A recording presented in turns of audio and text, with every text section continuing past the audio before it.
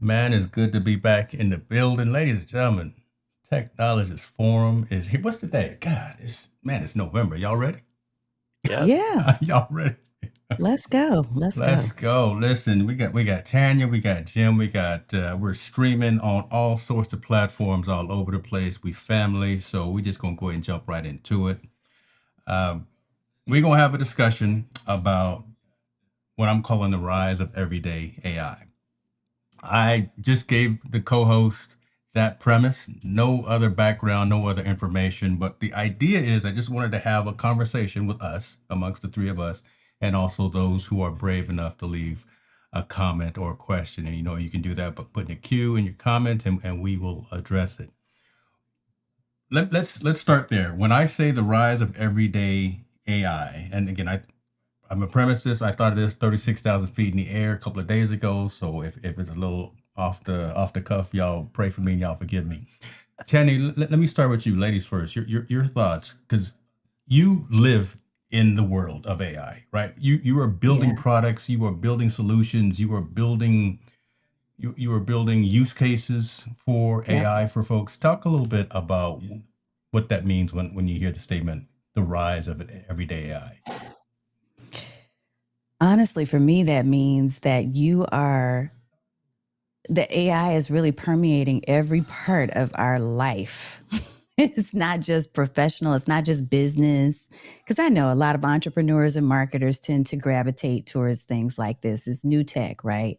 The shiny objects. But it's not just for us, it's also for anyone who is doing anything, any activity, whether you're in school or if you're at church or if you're doing your day to day grocery shopping, creating recipes to cook for the evening. Whatever it is you're doing, AI as a tool is now something that I think more and more people are starting to find ways to use it. So for me, everyday AI is about the idea that it's being adopted um, into households, businesses, you name it. Like Mhm. it's become a part of our system and how we work and live You sure you and did? play. You didn't peek at my notes, did you? Because you said a whole lot of things that I got written down here. I'm making sure that I didn't share this. Okay.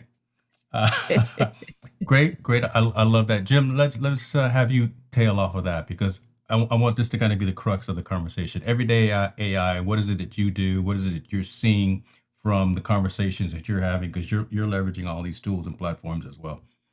I mean, I will say that I was probably a little slower to the AI party, and part of it was because it's like, oh, I got to pay for all these different subscriptions. But then, thanks to Dustin Stout, I discovered Magi, which was great because it's got a bunch of tools all under one roof. But then, what's really got my attention of late, well, one, Gemini, because if you've got a business enterprise Google account, you get access to a lot of those things. What is it, Nana Banana or whatever, Banana Nana, Nana Nana, Nano banana. and and Bro, you're gonna have to get the names right if you're gonna come I around. know. Well, I'm old, so that's my excuse. But what I really like, as a Mac user, is I'm really enjoying what you can do with Atlas. And so, as we talked about, I don't know if Tanya's using it, but I'm actually using Ecamm interview mode in Atlas tonight as opposed to Chrome. Yeah. And I like how it will let you analyze your stuff because it's basically next to whatever window you got open, and you can ask it questions specifically off of that, and it gives some amazing feedback. How to improve titles, list. In fact, I was thinking with that Ecamm competitor that people that Mm-mm. are browser-based people use, Mm-mm. it might actually tell you how to make your title and description of your live stream better before you even publish it. Mm. And I think that could be very helpful because one of the things too is, I mean, even though what in theory, these platforms, whether it's Perplexity, whether it's Atlas, are using Google, or sometimes they say they're using Reddit to search for things, Yeah. you still can ask the question, I want my content to be found by ChatGPT and found by Perplexity. And that's where I've seen it helpful in giving you those clues, because Yep. even if it ends up in Gemini, you have to start thinking that way first, because even I'm sure both of you, when you go search on Google, what's the first thing you get now? You get an AI summary, Yep. right? Right. It's Right. not giving you what we were used to back in the old days. Um, and so whether you like it Which or was not, yesterday. yeah, Talk about it. whether you like it or not, you have to, you know, go with the times and start at least getting into understanding how AI can help you. It doesn't Yeah. mean you have to do everything with AI, but I think, it's no longer one of these things where you can just put your head in the sand or you're going to get left behind. Love that. You said a whole mouthful there. And we gonna unpack all of that. Jim is on one today, ladies and gentlemen. First of all, let me say what's going on to the people in the building. Curtis, we see you, sir. Appreciate you for joining. Tech troublemakers in the building as well. And MDH, we see you. Appreciate you for being here, my friend. So let me ask this, because you said a lot and it all is relevant. I want to go back to the fact that we're using AI to do so many different things. And you mentioned a couple of browser platforms. So yeah, everyone knows about Chrome and the integration with Gemini and Perplexity and Comet, and now OpenAI's Atlas. The pervasiveness of AI to do so much for us at any time. Again, like you said, you do a regular Google search. It no longer just shows you the listing of items or of things. It now actually goes through AI mode by default. Is that too much? Are we moving too fast in the terms of where human engagement interaction is being replaced by these algorithms? But is it doing the old Steve Jobs when he took the headphone jack out of the iPhone? Right, he took it out before we thought we wanted it taken out. Everyone was up in Hmm. arms, but now we realize no one's using wired headphones anymore. Is it kind of that same mentality? Do you guys feel that we're moving too fast with all of this new introduction of technology, especially around AI? I think the danger there, James, is that because you get this summary, you don't question it, right? Yep. That's the Okay. danger, because we as humans need to remember that critical thinking is still important. And my concern is that with AI, people are not thinking anymore, right? They're just, oh, well, it told me this, right? It's kind of the problem we have, we'll just say, between the left and the right, is people don't want to check facts. Like, oh, well, it told me this, so it must be true. Yeah. Yeah. And that's the concern that I have, is that people are just going to take things at face value, as opposed to like, I want to see this. I mean, I was on a show earlier today, AI and social media shortcuts, and talking with my friend Rachel from Bad Redhead Media, and she was talking about Mm. how she's been using with Mm. books, and we'll ask it like, hey, give me some quotes to use for, quote cards out of this book. And she has to double check it, because sometimes it's making stuff up, Right. right? So it's not always giving you facts. I think that's the concern I would have in regards to you know taking it at face value. Tanya, I want you to address this question from Roy here. He says we are selling our digital souls to AI. He's addicted to it and he uses it in everything that he does. That Hmm. right again, that's my fear. And I'm a glass half full guy for the most of the part, but again, and I'm a technologist at heart as well, enterprise technologist. And Yeah. but some of you, I don't know if I've told you, some folks I've told my personal secret, my personal journey, and my personal uh, feeling about social media.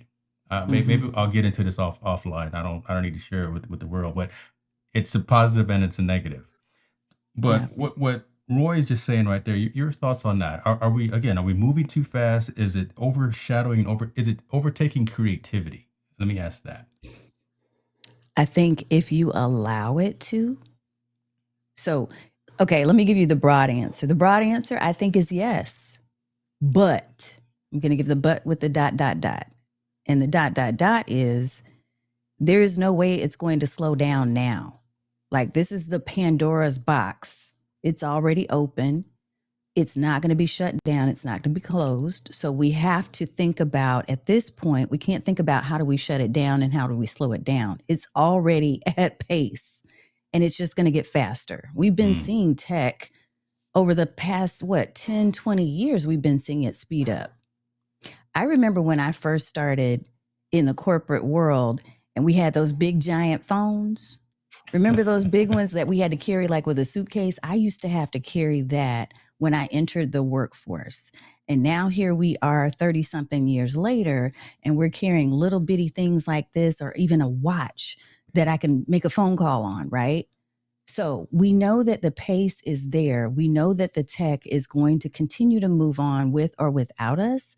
What our job is now is for those who are taking accountability to understand and to learn Mm, what AI can do. It's on us, it's incumbent upon us to educate people, to make them aware of the privacy issues, the security issues, the bias issues. Those are concerns for me. The bias issues, the accuracy, all of those things. We need to have awareness and at the same time align that with an understanding of how we're leveraging it for good. Because we know there's bad actors that are going to use it. yeah. But at the same time, we need to combat that by understanding how it can be used for good. So, yeah, I do think I agree with Roy when he says that. But I also understand that there is no way it's going to slow down. It's not going to stop. So look, as my kids were coming up, my thought was I can either get on social media and understand it and be at least 2 to 3 to 5 Mm, steps ahead of them, or I can lag behind and let them just run with it and figure it out on their own and stumble, which we really can't afford to do, especially anymore. And so my decision was I'm always going to be a few steps ahead so I can pull them along and help educate them and inform them on what to be aware of. And that spread into me doing the same thing for my clients, for my client base. So for those of us who are ready to embrace it and to take it on, it's not that we're taking it on because we think that it's safe yeah. or that it's accurate. It's in some cases, some instances, we're early adopters because we want to understand it to the point to where we can share back with other people what the dangers are and the Yeah. benefits are. Yeah. That's where I So wanted to go. Are we the stewards? We the ones that are, again, maybe 1%, 10% ahead of the everyday consumer, or the early entrepreneur, the early solopreneur, whomever? Are we the stewards of this technology? And I kind of answering my own question, but I want to hear it from you guys because you're smarter than I am.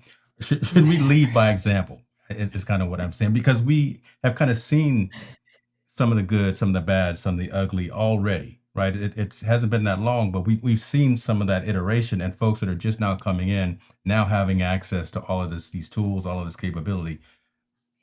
Should our content that we create as digital creators rise above the noise of that AI slop? Should we it's fine to put out the content that shows the usage of these various tools, but are we entertaining, educating, and enlightening? Kind of doing all three. We can entertain all day, but the education piece as well. I hope so. I Okay. hope that's what I think the three of us are doing that. Is everybody doing that? Watch No. this. Watch your tone now. Okay, now I'm, watch. See, look, see, I'm not yeah, calling out people she by calling name or people out. anything, but I'm just going to say Yeah. that that's something that is inherent within your business character and ethics anyway, Yes. right? We were doing that. The three of us were doing that. I know prior to the whole AI boom. So we have a duty to continue to carry those same ethics and that thought leadership into this new world of AI and tech and automation and all the things that we do. I think that this is one of the reasons why I love to do workshops now and Mhm. why I love to do live workshops, because I don't want to just talk about, hey, there's this new tool that you can go get and you can use this. And hey, look at Sora.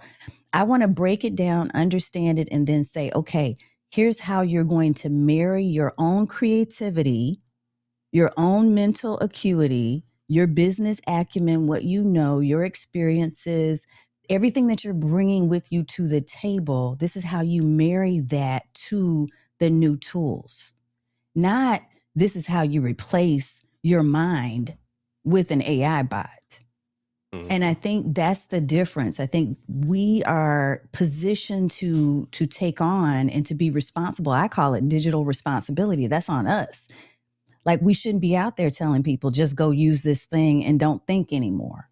We Right. shouldn't be teaching our kids and our youth to do that. We need to teach them still how to think.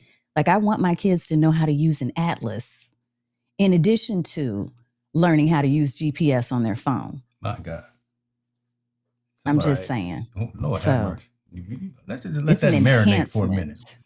We'll let that marinate for a minute because, for one, you're already getting kudos on the audio. MBH is saying, your audio was on point. I don't know, I got all these microphones in here too, and ain't nobody saying nothing about my microphone. Well, you know. Well, but All I right. think to Tanya's point though too is where I guess you could say I'm a little bit turned off is when I see these maybe more so it's ads. I was like, look, you can make a AI avatar video and you can stop making videos yourself. Mm, Just give it a thing and now you've got a video. I'm like, but then is that really you? Because a conversation I had with Vince Puglisi was AI might know what I am like today, but am I the same person 2 weeks from now? And it doesn't necessarily adapt to that. And so I think I love it for creating frameworks and for maybe like kind of checking our work. But you still don't know that it's 100% correct. But I think, too, and actually it's funny that she mentions GPS because what happens if the GPS goes down? Do you know how to read a map? hmm Right. How do you operate if digital goes down? Are you lost? And I think that's one of those things that we have to remember as humans is we have to be able to operate if, for whatever reason there's a power outage. Well, I don't know what to do. My phone's not working. I don't Yeah. know how to, boil water because I would ask my AI stove to do whatever. So I think that's where we have to not forget, some of the things that we grew up with. I mean, I don't think Yeah. the three of us ever imagined we would be doing what we're doing now. I know I didn't. Maybe you guys did because you're smarter than me. But I think that the AI is definitely something that I look at it. It's a tool. We need to learn to use it, and I love how Tanya talks about we got to have that digital responsibility. Yeah. I love that, and I love the questions and the comments coming in as well. Shirley B is talking. Appreciate you for being here, my friend. Who says, remember the ad? Is it live or is it Memorex? This is what the Mm-hmm. question was. AI is Yeah. being used for everything. Um, and then Dr. Stone says something as well. It is possible to use AI and continue to think critically. I think that's kind of where I wanted to take the conversation as well. And I see people engaging from that perspective. The fact that we're using it as a tool, we're not using it as a crutch. Mm-hmm. We're using these algorithms and these large language models and all these various capabilities to. I always talk about taking steps out of the workflow, right? At Yeah. the end of the day, if I can be more productive and effective with my time, 1,440 minutes per day. Shouts out to Florence Donald on that for reminding me of that every time I talk to him. Um, but that's the whole idea, right? Because look, I procrastinate. I wait till the last minute. I'm a last Yeah. in, first out kind of guy. Whatever. If I can be more efficient in my usage of time Mm-hmm. and by using tools, but not relying on it to give me the entire thing. I like what you said, Jim, too, right? Setting it up, using these tools as frameworks, Mm-hmm. right? Just giving it an idea to brainstorm. I can't call Tanya at midnight all the time when I got an idea or something. Because listen, she probably cussed me out. I'll be asleep. She won't even pick up the phone, ladies and gentlemen. I I'm won't trying to even pick it up. call. I'm trying to. But when I have one of those brain fart moments, and at the end of the day, and I want to get some ideas out, leveraging these tools to set up the conversation, set up the dialogue, and then still go deeper. I think instead of making an assumption, we have to have this conversation that use the tools, but do your own research, do your homework, put Yes. in the work so you understand what you're actually getting from these tools. Does that kind of make sense? It Yeah. does, and Yeah. and I got a question, I guess for the two of you because I've seen this as well as say whether it's we'll call it the the people that make graphic designers and some of these other people are Mhm. scared that their job is going to go Yeah. away because of AI. What are your guys' thoughts on that? Do you think that, yeah, there's that possibility to some extent, but how do we address that things are going to change? I mean, even like the actors, right? They're fearful of like, oh, they're going to start writing scripts and create movies Mhm. that are nothing but AI. And yes, people will watch that because they just want to be entertained.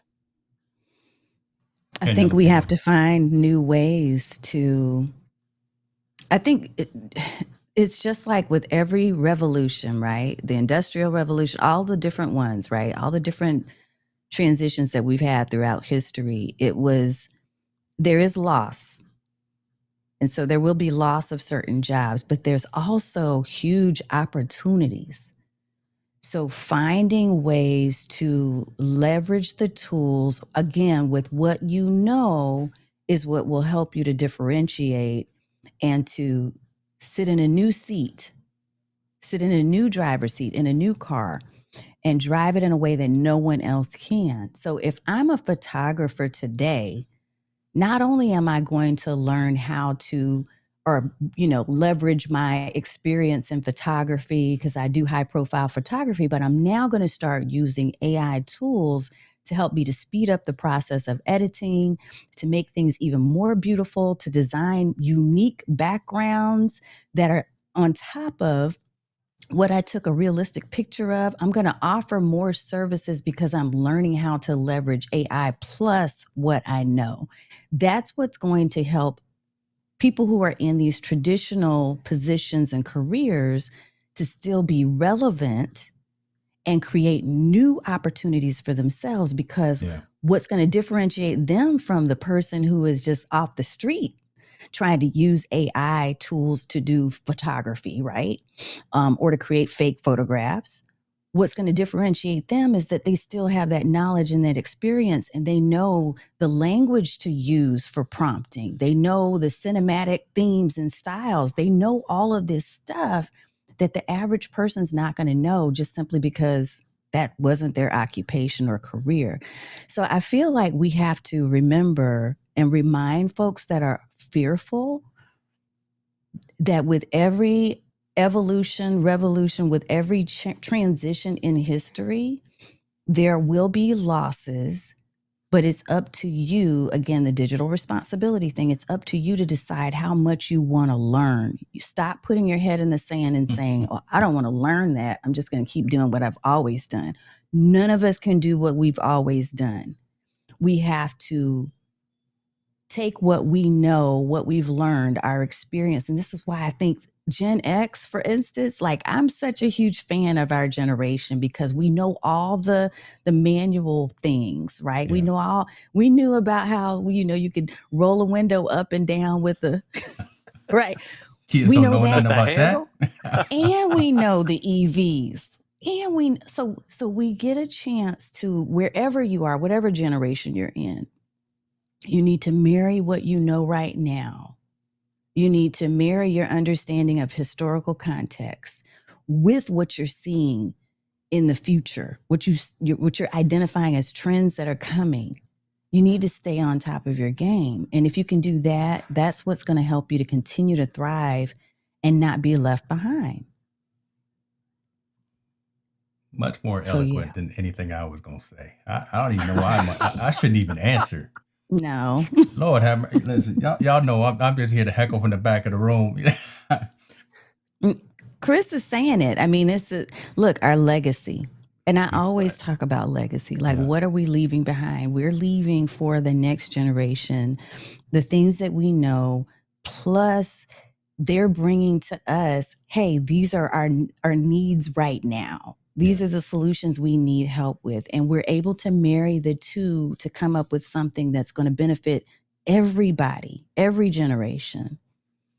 So I just, the thing that I think bothers me most about this whole AI thing is Yeah. when I continue to hear people fear mongering Mm. Yeah. and saying, oh, don't do that. And you don't want to, and they're, instead of really showing what it can be, what the possibilities are, we end up shutting people down from wanting to learn it. And that's the thing that's got me a little worried right now, because what it's going to do is it's going to create further disparity between the working classes, right, and the wealthy classes. It's going to create further division, So this is the new because digital divide. this is the people that Okay. know and the people that don't want to know, Yeah. or the people that have access and the people that don't have access. That is going to be even a wider gap than ever the more we move into this new world. And that concerns me. Can you Right. And go ahead, let, Jim. let, let me say one thing, because I just got to get a tangent. I'm an old guy, right? You know, I get things that they pop in my head. So do you think that you can influence into the folks who want to just mail it in? Right. Again, because we're talking about this new digital divide here, and Yeah. get to it before it leaves you, because the train has already started. But there, Yeah. there are a lot of folks that still sit on the curb, thinking that it's not real, that it's science fiction, that it's the Jetsons, and that they aren't self motivated. Do you think you can motivate those folks to get on board with what's happening? It's actually a trick I question. don't Jim, did you want to look? I don't think Well, I can I motivate anybody. I think that I That's can it. do my job and I can speak out loud about what I know.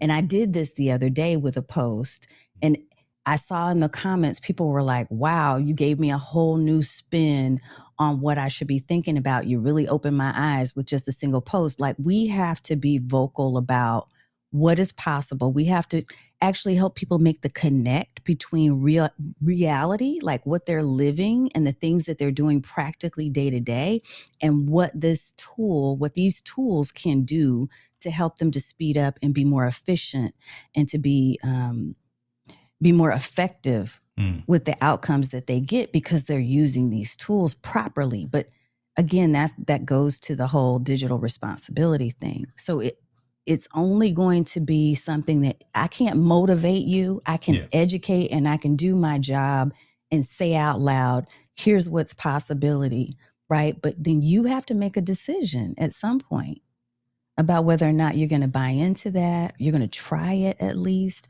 or you're going to just sit behind and be left behind. I knew you were my people. Because that's literally well, and exactly what I say all the time. Go ahead, Jim. I'm sorry, brother. yeah, and I no, and I think to take it a step further, it's not just the digital divide of the haves and the have-nots, but also I think from you're going to call it an aging perspective, you Yeah. know, you have some of us that are older that are willing to be those lifelong learners. Like, okay, I got to learn how to use this technology. Great. And we have friends right now that are our same age. It's like, oh, I'm not doing that. Oh Yep. no, I don't want to, I want to get, in fact, I want a flip phone, or I even want to go back to the old, phone that I got to push the buttons on. And they don't realize how far they're going to leave themselves behind. And I think even still, as much as video is consumed, how many people still don't do video? We're Yeah. talking businesses, we're talking individuals, we're talking even how people still struggle to look decent on a Zoom call. Yeah. And, really, the 2020 should have at least made you realize, like, hey, I got to at least learn how to have a good mic and a decent camera. And we still aren't there. And it just, so I think I go along with what Chris was talking about, right? That lifelong learning. And I'm also curious to see, especially, now being a grandparent, how education is going to change. Mm, Because Yeah. the reality is, when you have access to information, I sometimes feel like these professors and these teachers is like it's almost like they want to force rote memorization on people. Like, well, if you don't Hmm. memorize this, then you're not learning. No, it's about teaching people how to critically think. I mean, like I used to joke, I was in government contracting. Do you think I wanted to memorize the federal acquisition regulation? No. I wanted to figure out, where do I go to find the information? Yeah. That's what is the critical skill, is how do I find the facts and know that they're facts and not folly? Love it. uh, man, that's good. All right, I will answer, and then I'll move on, because the fact I I said I was a glass half full guy, but I do believe that repetitive tasks will be eliminated. I think some of the lower level, kind of entry level types of repetitive tasks will be eliminated and replaced with an algorithm. Mm-hmm. And that's fine because as Tad was saying, you want to be the person who's programming, coding, and prompting the algorithm. You want to be the one who's telling it what is right and what's wrong and what to do next. You want to be a continual learner. So you don't necessarily want to be in that same entry level associate position. Not wrong with it. Shouts out to you. Right out of school, do your thing. But there should be kind of an upward mobility that you're looking for. And I again agree that you can't motivate anyone else. I can't motivate you. If you don't come show up, if you just want to mail it in, I got nothing to do with you. Yeah. Right. If you're not trying to push it, if you're not trying to move, if you're not trying to be progressively forward, you just want to sit at the curb and drink St. Ides all day. I just dated myself again with that. But shouts out to the St. Ides. Um, if you just want to do that, again, I got to cut you off from the club because that's not who I want to roll with. So continually learning, continuing educating yourself, seeing that this technology is here, it's not going and it's not leaving, it's here. So get on board or get left behind. And those are the Yeah. folks that are going to be able to retrain, re-engineer themselves.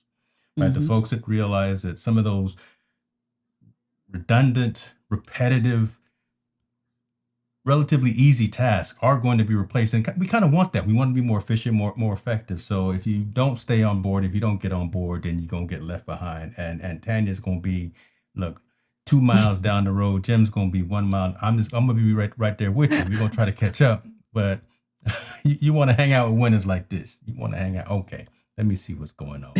What's going on? What's that? Oh Lord, let me straighten up. Mama's in the building. I Oh, know. Mom's in the house. Hey, hey, Mom. let me sit up straight. I make sure I didn't say nothing about anybody. Mama, appreciate you for being here as we talk these things. Talk these things. Uh, Chris Stone, I'm a mad dog to see. I'm not. Melanie probably drinking an Indeed, old fashioned, 2020. but I'm not gonna put her business out on the streets right now. She's Oh. probably drinking an old fashioned right now, hanging out and. All right, so we talked about everyday AI, talked about it replacing jobs, kind of the next evolution of that, and kind of being smart about that. We kind of touched on this topic as well. I want to ask about culture. I want to talk about opportunities for um, that digital divide perspective as well, and kind of what your thoughts on that. Do you see the access to these tools as being open to everyone? Or do you see kind of close of the guard? I don't know what I'm trying to say, but do you think everyone has access to the same types of tools, right? If you got access to the internet, if you got access to a laptop or web browser, whatever, do you think, and do you think everyone has access to a Coursera or to a whomever where they can start learning about how to leverage these tools? And either one of you can go first. Go ahead, Tanya. That's an interesting question. And this is the way I'm going to answer it. I think that there are certain tools that are accessible. We know most of them, right? We know ChatGPT, so OpenAI, we know Claude, we know the ones that are the common and more popular ones. Does everyone have access to the more advanced levels of LLMs? No, no. Um, but we can start with the basics. We could start with where we are. What is really cool to me is seeing, and this is something that I really want to explore myself, is seeing that there are programs that are being developed for our next generations, programs that are being developed for youth to understand AI on a basic level, and then, moving up to different advanced reasoning tactics and all of that kind of stuff, right? So I love that there are people that are putting together, for instance, I would love to do a nonprofit for Black youth, right? Who may or may not have access to some of the things that we're talking about today, or they don't even know it exists to Yeah. be able to go access. I want to just start with the basics, right? But I don't think everybody has equal access to understanding how to use these tools. Even if it looks like, hey, this is free and you can go use ChatGPT, They don't have access to the education behind how you leverage that free There we open go. AI, There we go. right? And that's the thing. When I talk about the digital divide and how concerned I am about that, there is this level of ignorance that some have simply because they haven't been exposed to or introduced to. And instead, what they're seeing on TikTok and other spaces is the fear mongering that I was talking about. For a period of time, a couple of weeks ago, I had multiple people that were in my inbox just blasting me with, did you know that AI can do this and it's being used against this group of people? And I was getting like slammed with them. And that's the reason why I wrote the post that I shared the other day, because I was like, okay, hold up. What is happening is you are being influenced by the fear instead of looking behind it to see, why is it that they don't want me to know about this? Why do they not want me to have access and to have courage to go and try this out? Instead of asking that question, you went straight to, oh, we shouldn't use this. We're going to stop using it now because I saw this TikTok. Right? So, Everything on the TikTok and the Facebook, y'all, ain't true. right? Okay. Okay. I'm telling you. So we got to ask the right questions. We have to ask, why would you not want me to know? The biases are there, yes. So now we have to educate ourselves about how to combat that. How do we use that for our good? And how are we educating other people who are in our circle of influence? If my grandmother were still alive today, I would be talking to her about, here's how this can make your life easier, Grandma. I'm just going to show you a couple of things that you can do, right? Yeah. Using your phone. Mhm. So, yeah, I don't think everybody has equal access to the information. I think they might have access to some of the tools, but they don't have access to the knowledge behind how to best use those tools. Jim, I'll let you chime in, but see, this is the conversation that's above the noise. This is it was a little bit difficult for you to get that answer out because, again, this isn't the typical live stream YouTuber conversation, right? This is actually getting into some meat and potatoes, but this is where these folks are, ladies and gentlemen. This is where these co-hosts are, and that's the content that is going to matter. That's going to show longevity. That's going to show your subject matter expertise. That's going to show your longevity as an influence. No, I don't like the word influencer. I know, as an advocate, I hate the word influencer. But Advocate, I like that. right, that's what we need to be talking about more. So I appreciate you being open and sharing. I'm setting you guys up with all these curveballs, but I'm loving the way it's going because we think very similar. Dr. Fuse, talk to him. You Well, continue. I think for me, and this goes back to what she's talking about, is in creating the fundamentals for success. How do we teach? And like I said, I think maybe I'm more concerned as a grandparent of Come on. grandkids that will be in school in a few years.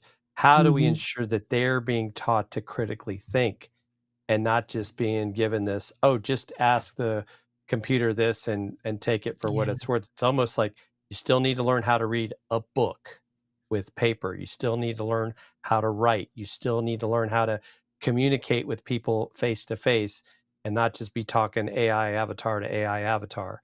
Because then, you could even say when two AI avatars are talking, is that really a conversation? You see that sometimes, right? With these emails you get, you can tell it was made by AI. So should I Yeah. respond or should I have my AI respond? And then, so I think those are some of the things that we have to be thinking about as we move forward. And I think, you know, we have a lot of people still kind of stuck in, that's the way we've always done it. I mean, even for me, and some people may not like this. I mean, the three of us have become friends, but yet we've only seen each other in person very rarely. But if I spent all my time going to these in-person networking events, would it really grow my business? Would it really grow my knowledge Mm, base? mm. Or am I just, as they like to say, you're being active, but are you being productive? Oh my God. Right. And so that's where, Shoot, y'all tugging. because we have the power of the internet, Yeah. right? We we can we can have conversations anywhere in the world at any time. Yep.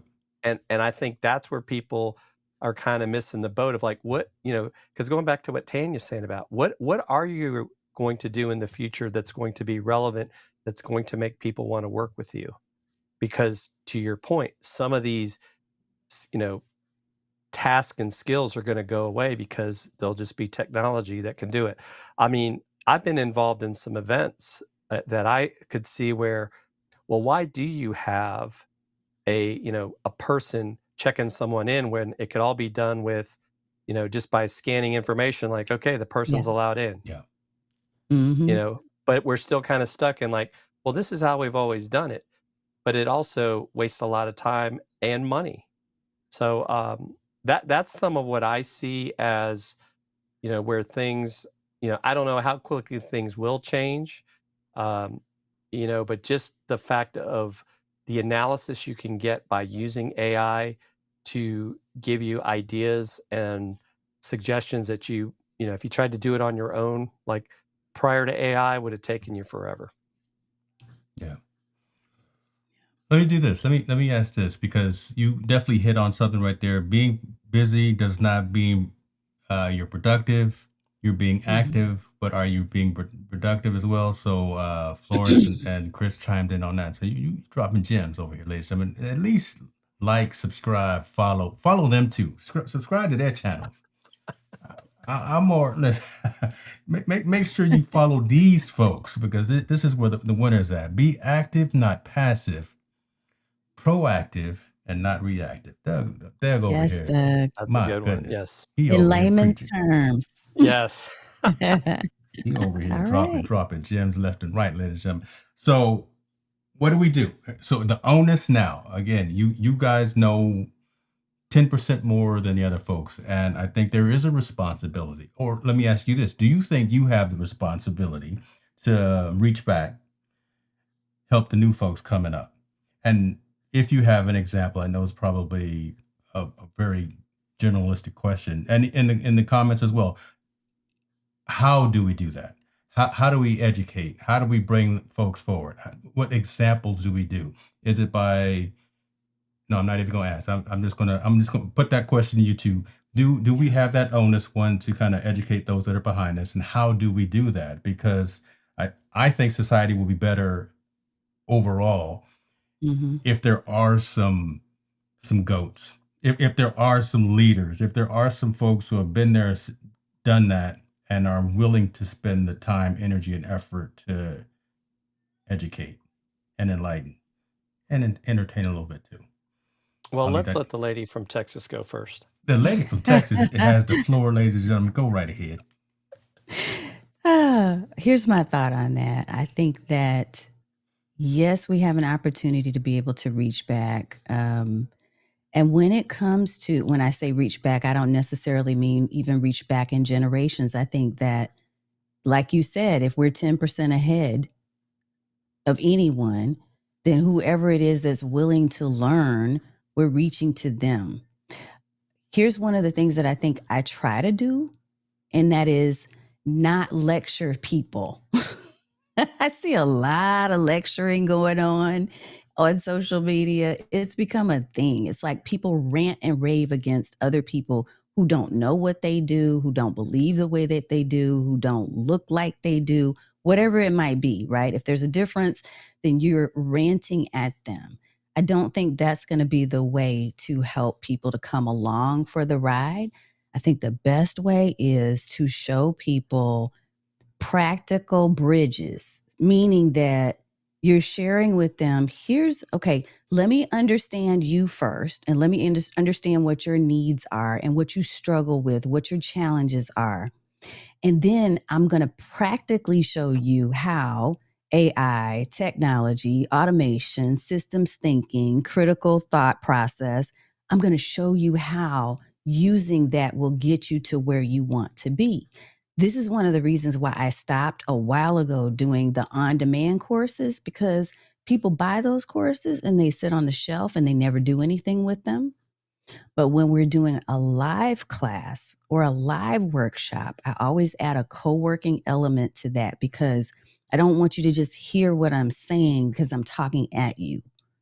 I want you to implement and apply it to your today. Whatever's happening with you in your day to day and how you're doing things now, I want you to see the bridge between what you're doing now and how that can be transformed with the power of the tools and the systems thinking. I want you to see that because I think honestly, then, James, that's the only way people will truly take a hold of it and say, oh, I get it.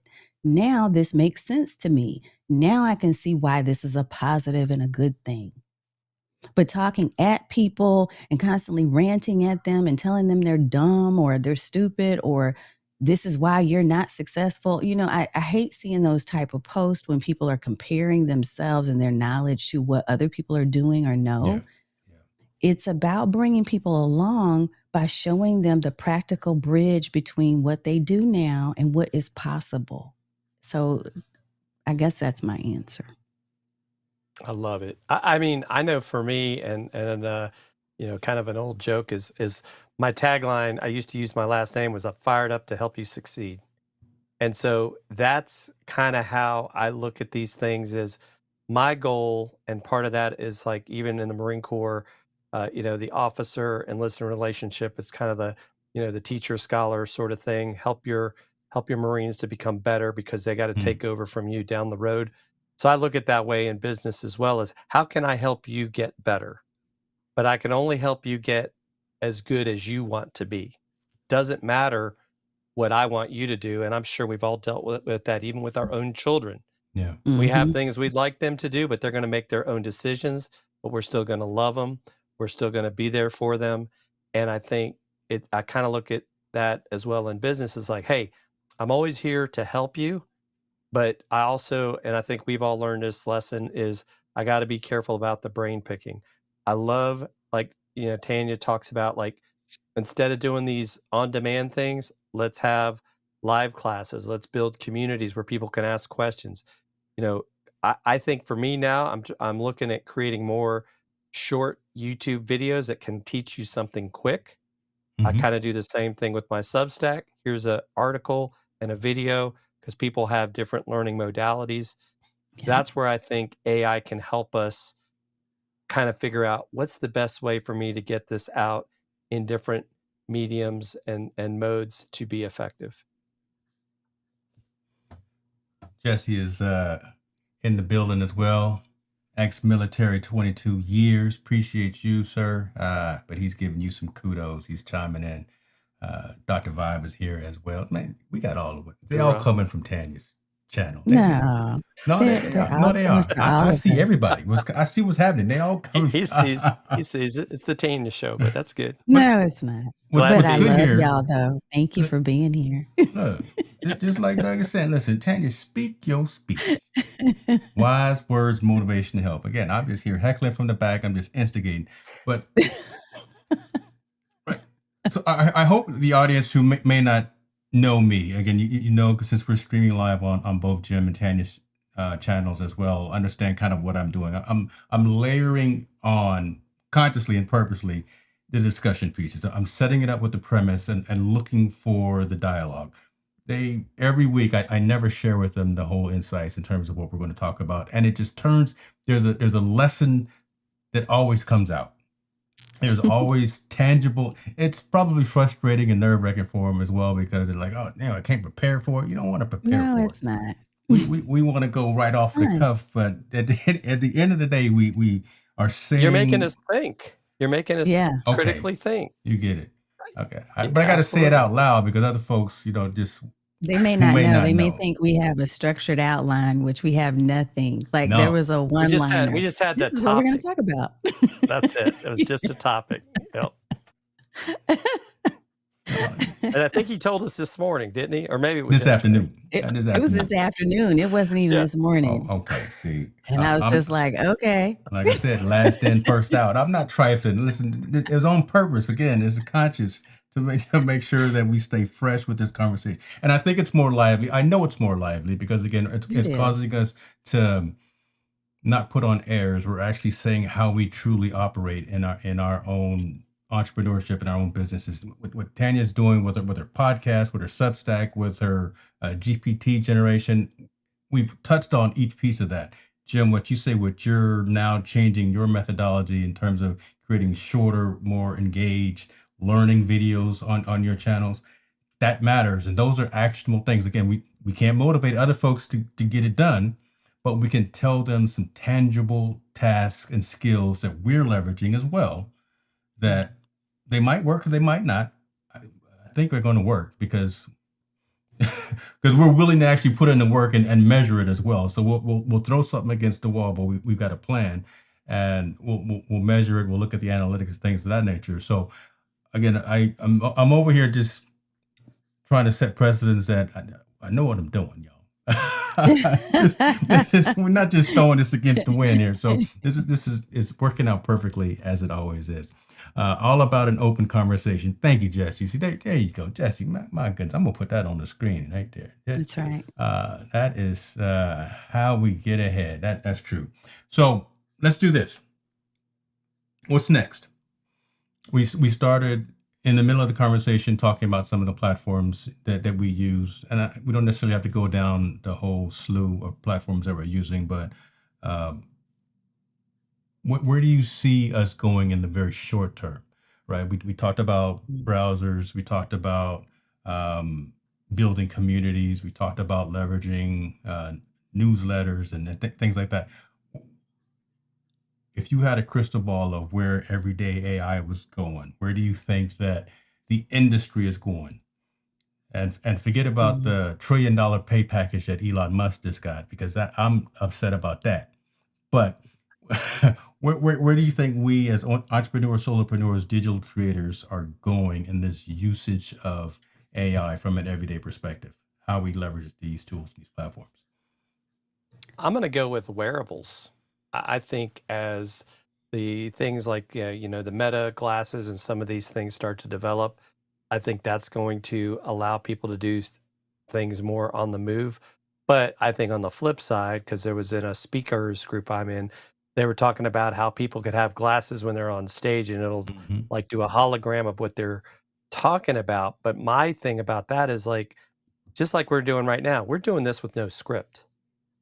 Yeah. You need to talk the real you and not sit there and basically read your slides to the audience. You need to connect with the audience. So that's, I think, the danger of having, whether it's the glasses, whether it's the watch, whether it's, holograms, it's going to change things. And I know Peter Lasowski, who I work with at Relatable, thinks we're a lot closer with this hologram stuff than we may realize.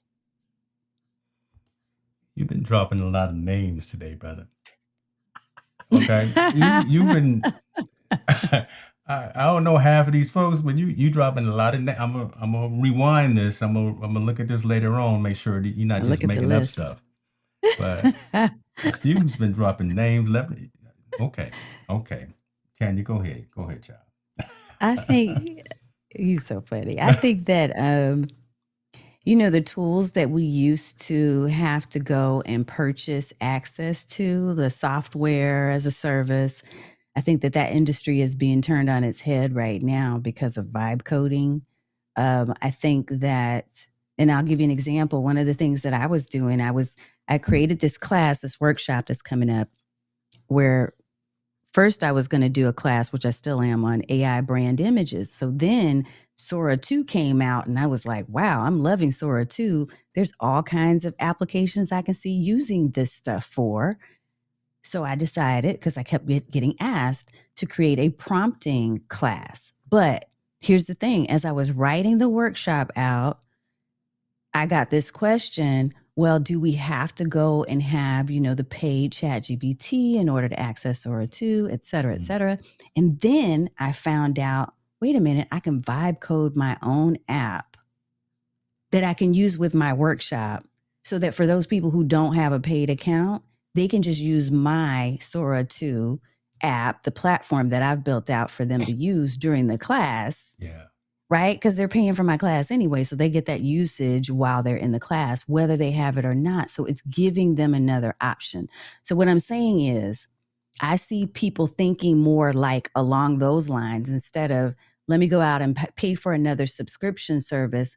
Hey, instead of me doing that, let me build what I want using vibe coding and other tools. That's one thing. The other thing I think I'm going to see more of is smarter assistants. Mm-hmm. Whereas we used to see a lot more of the virtual assistants, right? That you would hire, whether it be in your own country, other countries, around the world, whatever. I think that people are getting smarter about having teams of digital assistants, with each of those assistants having individual specialized training to do a certain aspect of the work. I think we're going to see a lot more of that continue to proliferate the industry. And so for you VAs out there, what your job is you need to learn how to use AI effectively so that you can take the reins and create these systems and tools yourself. Yeah. Now, you might not be doing the work itself anymore, but you have a system of digital assistants that do the work you used to do quickly. And you're going to sell that as a service instead of what you used to do. So I think that there's also AI for wellness. I think mental health is a Mm-hmm. big thing because people are now becoming socially isolated. This started a while ago. Yeah. But the social isolation is also generating a need for there to be more solutions. And I think that AI is going to help with that. I think there are going to be more mental health check ins, um, more digital journaling opportunities, ways to be fit. I think there's just there's a whole thing, a whole industry we haven't even imagined yet that's coming. And our job, again, I keep saying our job because we know things. We have the historical context. We know where we came from. I think our job is to figure out, how do we fill the gaps of things that we used to be able to fill with people, but do so with this knowledge in addition to the people aspect, because we can't lose the human touch. We can't lose the human interaction. There are too many people that need that. So to your point earlier, and I'm going to be quiet in a second, but to your point earlier, Jim, about, do we have to be in person, in order to do things? No, we don't. But at the same time, there still needs to be opportunity for us to have that human touch, that human interaction, that voice, even if it's online through Zoom calls or through Ecamm Live like we're doing right now. But we cannot miss the human and the people aspect of what is happening here. We cannot let our kids, we can't let your grandchild, we can't let my grandniece, we can't let them suffer and be isolated and only communicate with bots and tech. Right. We got to figure out how we're going to encourage them to do both equally well. So AI is only as effective as the people in charge writing the programs. yeah. Human touch. I want to go.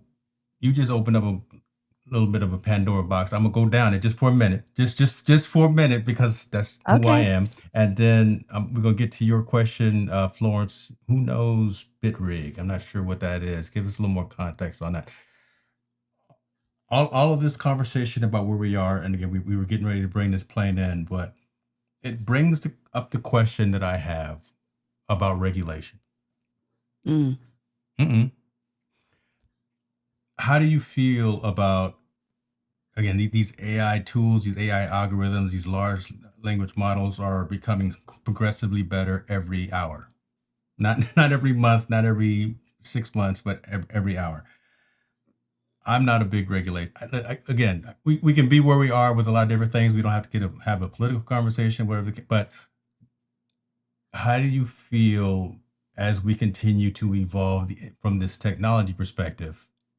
Does someone need to be in the middle? Should there be a governing board? I don't know what would be called. Should someone be the council, the Jedi Council of AI watchers, or should there be rules, laws, policies in place? There's no right answer. There's no wrong answer. I don't, it doesn't matter. But I'm just wondering, because again, it's almost the Wild West right now, right? It is. You've got every single company coming up with some type of new algorithm, new tool, new assistant, new process. Somebody gotta wrangle this in just from my perspective. And I see chat already lighting up when I bring up Yeah. legislation and regulation. Yeah. That we about to get into it. Yeah. Look, so I'm a policy analyst in the corporate world. Come on Okay. now. So that is what I do. That's like I've been doing that for a long time, for many years.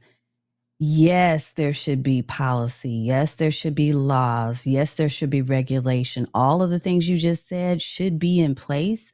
There should be people with ethics who are running the show as it relates to how this stuff works. The challenge in this moment is that no one trusts the people that are in charge.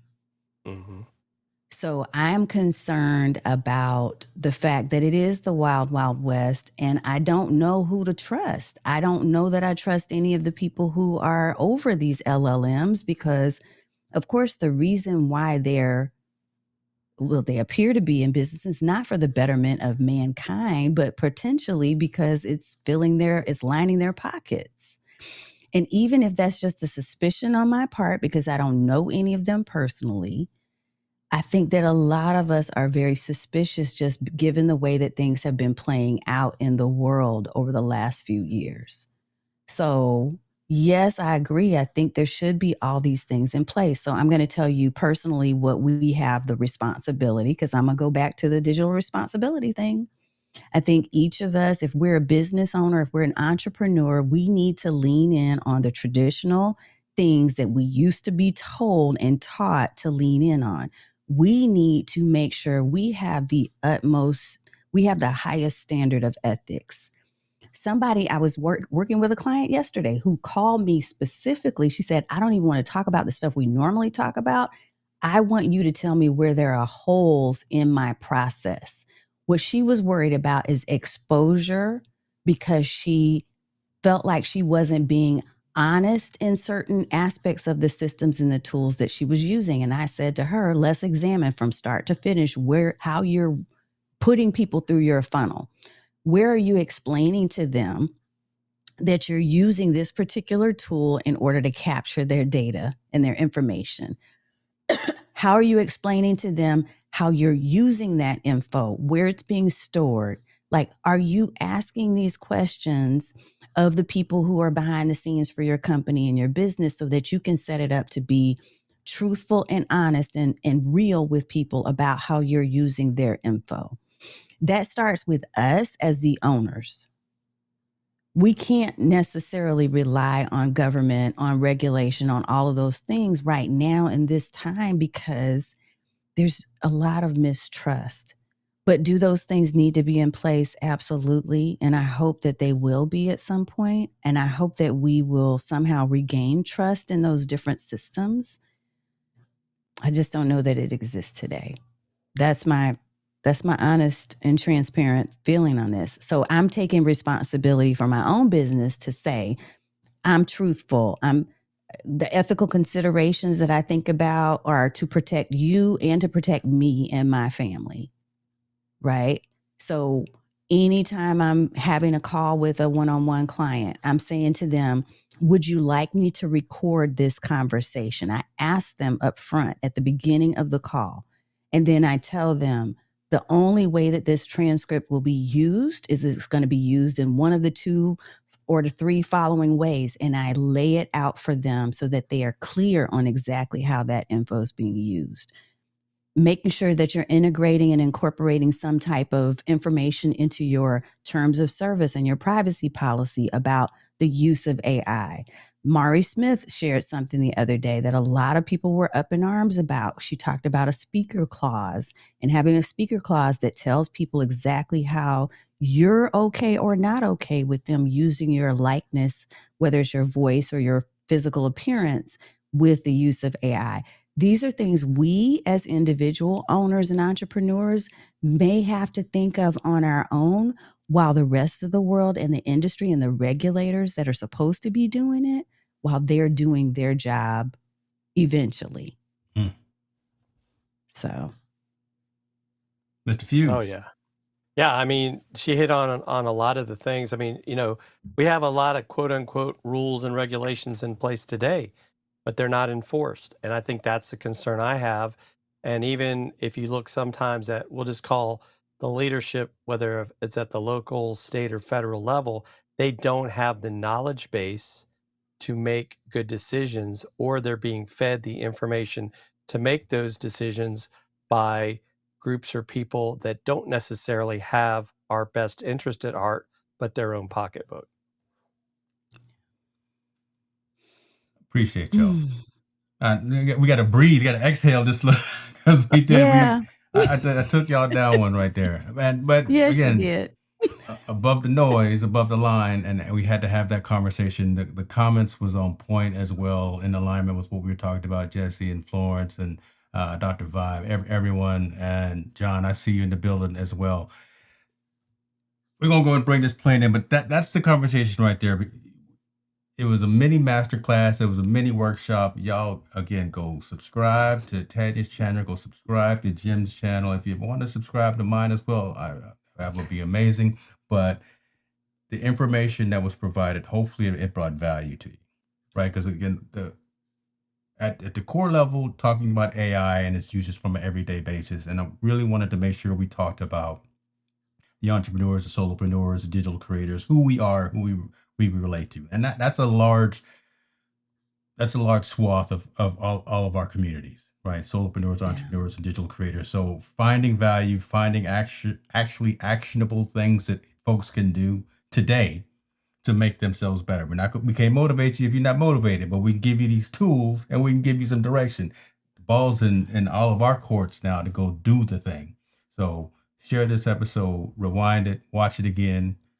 Appreciate Shirley says she's gonna chop this up. She gonna do my clipping for me. So I'll send you some Venmo or something. Appreciate you sis for that. It's just what we do, ladies and gentlemen. Technologist Forum. We meet every Thursday. I bring on members of the family as co-hosts, and we chop it up and we talk about the things that matter. Hopefully, you found value in the conversation. If you did, let me know. If you didn't, still let me know. Right. In the Make sure they description. follow you, Hicks. Well, I'm Yeah, come humble. on now. I'm humble. I just y'all. You are, but you do such a wonderful job, first of all, of like you said, you're masterful. You didn't say this, but I'm going to say it. You're masterful at making things seem simple. So providing us with the topic and then allowing us to really speak from the heart on things. That's so important. Not only speaking from the heart, but you're actually selecting, I think, the peers that I see on the panel every week. They're people who are thought leaders within their own niche, and what they do is amazing already outside of these walls. But when we come together, I think it's really incredible. And you've done that. It's because we trust you and we know you that we said, yeah, sure, I'll sign up when you were asking, like, who wants to be on these panels. That's why I come every month. So Yep. I want to thank you and give you your flowers too. And we know you just got off a plane not that long ago. Yeah. And 12 we're hours like, ago. hey. 12 hours ago. Okay. Dr. Hicks, I'm not going to give you any flowers, but I might give you some bourbon. But yeah, I would agree with Tanya. It's kind of one of those things, right? Like if either one of you were to ask me to do something, of course I'm going to say yes. Because I trust you. I've gotten to know you both, and I think we all are very much alike in things that we think in, not just in the tech space, but in general. You're both genuinely good people that I think are great role models for all of us. And so yeah, I love when we get a chance to talk, and like you said, the format is great because this isn't like a script of like, okay, well, we got to cover this or that. It's just kind of goes where it goes, and you're seeing the real people. There you go. I appreciate y'all. That's what we're going to do. So, folks, again, chime in. Okay, subscribe to this one too, but make sure you get theirs. We will see you next week for another discussion. Tanya brought up vibe code, and I'm going to put that in our Notion database because I think we need to talk a little bit about that as well, because that's crazy, and just how powerful that is and where it's going already. So I think we're gonna talk about that as well. Y'all be good to yourselves, and I will see you. I don't know when I'm gonna see you, but I'm gonna see y'all next time.